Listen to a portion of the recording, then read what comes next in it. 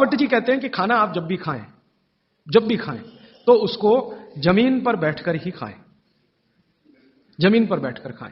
मैं जैसे बैठा हूं ना, इसको आयुर्वेद की भाषा में कहते हैं सुख आसन। ये आसन में खाना खाएं। क्यों खाएं जी, प्रश्न आएगा आपके मन में।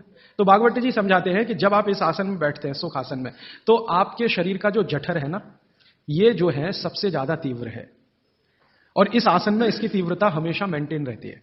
आप अभी कुर्सी पर बैठे हैं, इसमें तीव्रता घट जाती है, और खड़े हो जाएं तो बिल्कुल कम हो जाएगी। कारण क्या है? आप शरीर के बारे में थोड़ा जानते हैं ना, हमारे शरीर में कई चक्र हैं, कई चक्र हैं। एक चक्र जो है ना, ये जो पीछे है, जहां पर आपका हिप जॉइंट्स और आपका ये जो मन का होता है, जहां मिलते हैं, वो सबसे महत्वपूर्ण चक्र है। ये प्रदीप्त होता है तभी, मन दीप्त होता है जब आप इस स्थिति में बैठे, और इसका जठर पर सीधे असर है।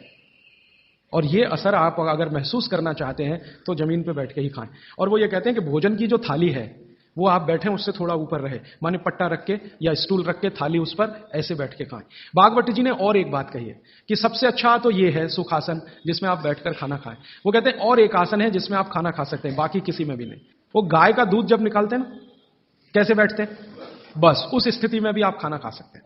उकड़ू गाय दूध निकालने का जो स्थिति है बैठने का, उस स्थिति में बैठ के आप खाना खा सकते हैं। लेकिन वो आपके लिए नहीं है, इसको ध्यान से सुन लीजिए, क्योंकि आगे उन्होंने एक वाक्य लिख दिया कि जो शरीर श्रम ज्यादा करते हैं, जो शरीर श्रम ज्यादा करते हैं, जैसे किसान, जैसे हमारे कारीगर मजदूर, उनके लिए उकड़ू बैठकर खाना खाना सबसे अच्छा। खाते भी हैं, माने वो चेले हैं सब भागवत के।